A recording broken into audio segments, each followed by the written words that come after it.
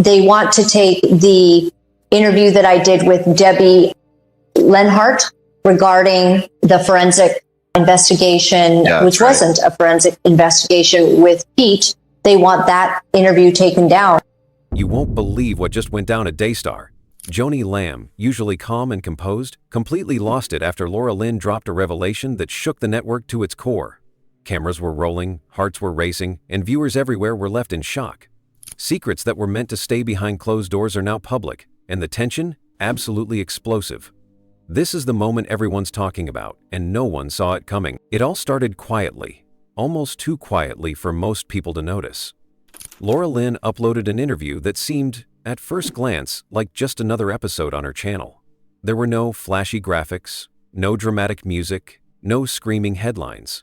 Just her, calm and focused, sitting across from her guest, asking questions in her usual steady, measured tone. But from the very beginning, there was something different about this conversation. Every word her guest spoke seemed deliberate, weighed carefully, like each sentence carried more meaning than anyone had expected. They talked about documents that had gone missing, strange delays in processes, and questions that nobody seemed willing to answer. It wasn't loud, it wasn't sensational, but it was enough to make people lean in, to replay segments, to pause and think, wait a minute, this doesn't add up. At first, only a small circle noticed. A few attentive viewers shared clips in private messages, in church group chats, and on social media. Slowly, the whispers began to spread. People compared timelines, rewatched certain moments, and began to piece together details that had been buried or overlooked. Each inconsistency, each unanswered question made the story more compelling. The interview wasn't a bombshell in the traditional sense. There were no outrageous accusations or emotional outbursts. It was quiet, precise, and relentless in its subtlety. And often, it's the quiet things that shake people the most. Before long, what had started as one small upload became something bigger. Viewers who had never watched Laura Lynn before began to share the interview, intrigued by the unusual tone and the careful probing questions. Families started discussing it over dinner tables, church members asked each other if they had seen it, and online forums lit up with speculation. It spread not because it was pushed or promoted, but because curiosity once sparked is hard to contain. Every small detail, every pause, every moment of careful hesitation in the interview encouraged people to dig deeper. The quiet intensity of the conversation made viewers feel like they were uncovering something no one else wanted them to see. Soon, the story couldn't be ignored. Even casual social media users stumbled across it, wondering why no one was talking about it on the main networks. Screenshots and clips began circulating, and the interview's reach grew exponentially. It became more than a video. It became a puzzle, a spark, a conversation starter that no one could silence. People weren't just watching, they were thinking, questioning, comparing, and sharing. What started as a calm, ordinary interview had transformed into a viral phenomenon, quietly shaking the foundations of a media empire and setting the stage for the storm that was about to hit. The moment Joni Lamb first heard about Laura Lynn's interview going viral, her composed demeanor vanished. Normally calm, confident, and deliberate, she suddenly found herself in full crisis mode. It was as if the ground beneath her had shifted and every structure she had built over decades, the reputation, the ministry, the family legacy, was now teetering on the edge. At first, she tried to brush it off. She told herself it was just another video floating around, the kind that disappears as quickly as it comes. She even attempted to rationalize it, thinking the chatter would fade. But the reports kept coming. Links were being shared in private messages, forwarded in church groups, and discussed in online forums. It wasn't fading, it was spreading. Inside Daystar, tension mounted quickly. Staff whispered nervously in hallways, unsure what to do, what to say, or how to act. Some hoped the interview would blow over, but Joni knew better. She understood the power of perception, the fragility of trust, and the way a single story could shape public opinion. She realized immediately that this wasn't just a video, it was a spark in a powder keg, and she had to act fast. Within hours, she had her phone in hand, dialing advisors, lawyers, and tech teams. Her instructions were clear, unwavering, and urgent. Get the video down. Remove it before it could grow any larger, before more questions were asked, before the narrative spun out of control. Joni's urgency wasn't just about silencing a single interview. It was about control. The ministry she had built alongside her late husband, Marcus, had always been carefully curated. Every broadcast, every message, every appearance had been managed with precision. Daystar's image, its authority, and its reputation had been cultivated over decades. And now, a single interview threatened to unravel that control. She knew that if she didn't move swiftly, the narrative wouldn't just exist, it would dominate. It would define her leadership, her family, and her ministry in ways she couldn't predict. As she moved into action, the atmosphere within Daystar shifted. Emergency meetings were called. Staff members scrambled to draft statements, revise messaging, and assess the scope of the problem. Every decision had weight, every email, every phone call carried urgency. Joni's determination was ironclad. She didn't hesitate, and she didn't entertain dissent. Those closest to her recognized the intensity. This wasn't about polite requests. This was a command.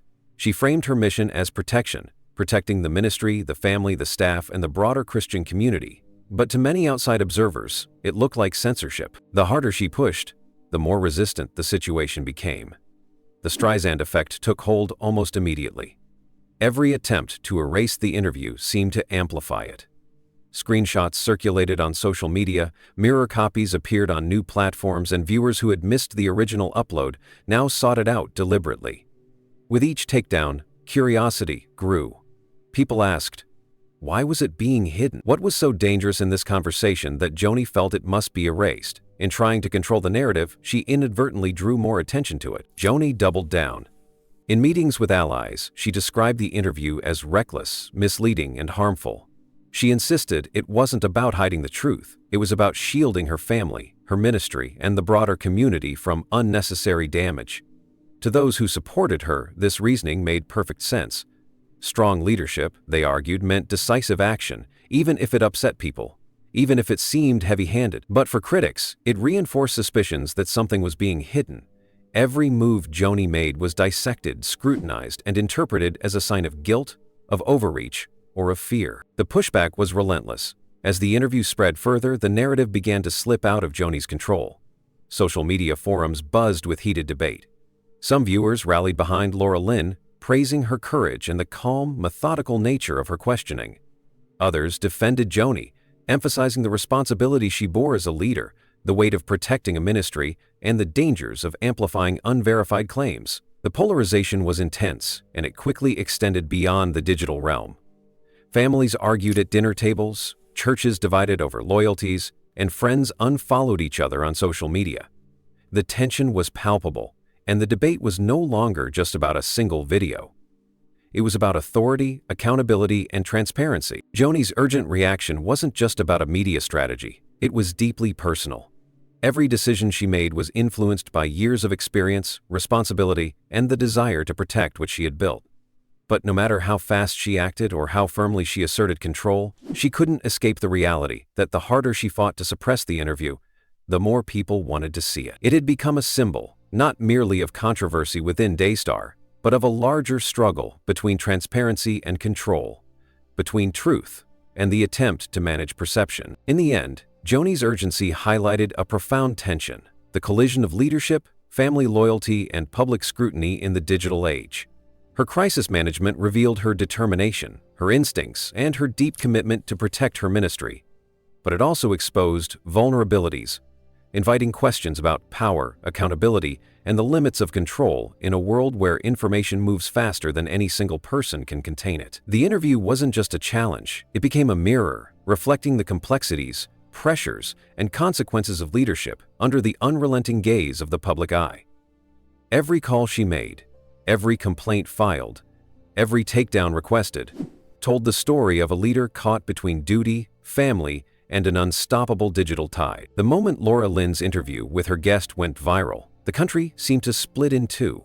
On one side were those who believed that transparency was everything, that people had a right to know the truth no matter how uncomfortable it might be. On the other side were those who felt that authority, experience, and leadership had to be respected, that some things were too fragile, too personal, or too complex to be aired publicly. It wasn't just a debate about one video or one ministry anymore, it became a cultural flashpoint, a story that illuminated the tension between freedom of information and the weight of responsibility. For supporters of transparency, The interview was a revelation. They praised Laura Lynn for her courage, her calm approach, and her refusal to sensationalize the conversation. There were no dramatic outbursts, no shouting, just careful questions and thoughtful answers that made people lean in. What viewers noticed were the gaps in the story, the discrepancies that hadn't been addressed before. Each pause, each careful phrase from the guest hinted at truths that were being hidden, stories that had been glossed over or ignored. These subtle details resonated deeply with the audience. People began sharing clips, screenshots, and quotes. Private conversations turned into group chats, which turned into online debates. The story didn't stay confined to YouTube or social media. It spilled into church lobbies, family dinners, and even local news outlets. On the other side, Joni Lamb's supporters viewed the situation entirely differently. To them, the push for transparency wasn't bravery, it was recklessness. They argued that giving a platform to unverified claims could harm real people, destabilize a ministry, and undermine decades of work. To them, leadership carried a responsibility not just to speak truth, but to manage it carefully. Every ministry has sensitive issues behind the scenes, they said, and not everything is appropriate for public scrutiny. Protecting the ministry, protecting families, and maintaining stability sometimes required discretion. In their eyes, Joni's urgent push to remove the video wasn't censorship. It was a necessary action to shield her family, her employees, and the wider community from unnecessary damage. As the weeks passed, the polarization deepened. Social media became a battlefield. Hashtags for Laura's courage trended, and at the same time, hashtags defending Joni's authority gained traction. Memes circulated, some mocking those who demanded transparency, others mocking those who defended authority. The arguments weren't polite, they were heated, personal, and sometimes even painful. Families found themselves divided over loyalties. One spouse supported Laura's insistence on truth, while the other defended Joni's leadership. Friends who had once shared jokes and Sunday services together now unfollowed each other, unable to reconcile their differences. Churches split into camps. Some preachers openly encouraged congregations to consider Laura's points and demand accountability. Others emphasized loyalty, faith, and trust in Joni's leadership. It wasn't just about an interview anymore, it was about principles, belief systems, and personal allegiance. Journalists and commentators beyond the religious sphere also took notice. The story became a cultural phenomenon, not because it was scandalous in the traditional sense, but because it tapped into something larger. The struggle between authority and transparency in a digital age where information travels faster than anyone can control it. People began asking bigger questions.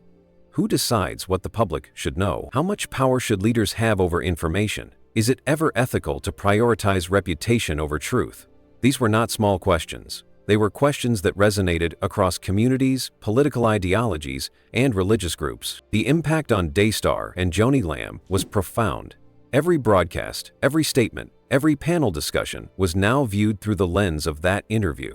Audiences began to scrutinize even the smallest details. Was the ministry being fully transparent? Were statements carefully crafted to deflect rather than explain? Questions that had never been asked before now became central. Staff inside the organization felt the pressure too. Meetings were longer, emails more frequent, and internal communications tense. Some employees supported Joni wholeheartedly, believing she was acting in the ministry's best interest. Others quietly acknowledged that the interview had raised uncomfortable questions that couldn't easily be ignored. The once unified staff now carried an undercurrent of anxiety, knowing that every action could be interpreted, scrutinized, and shared online. Meanwhile, the public conversation continued to evolve. People who had never interacted with Christian media before were drawn into the debate.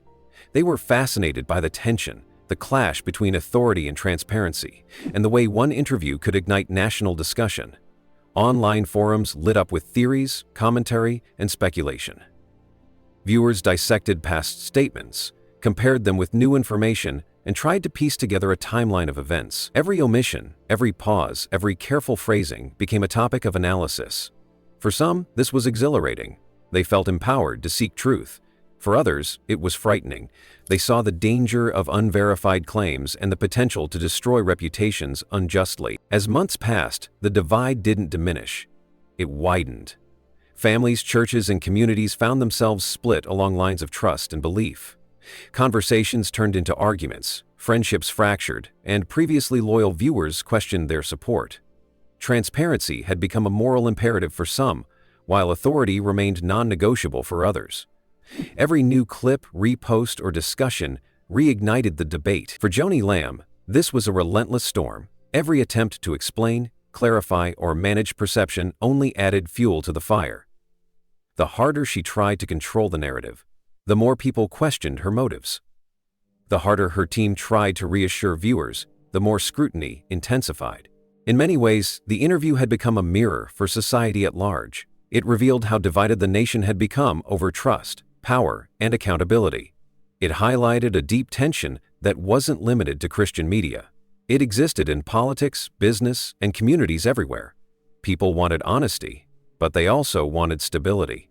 They wanted leaders who could be trusted, but they also demanded transparency. The collision of these desires created a fault line, a cultural crack that the Laura Lynn interview had exposed. By the end of this unfolding drama, it was clear that nothing would be the same.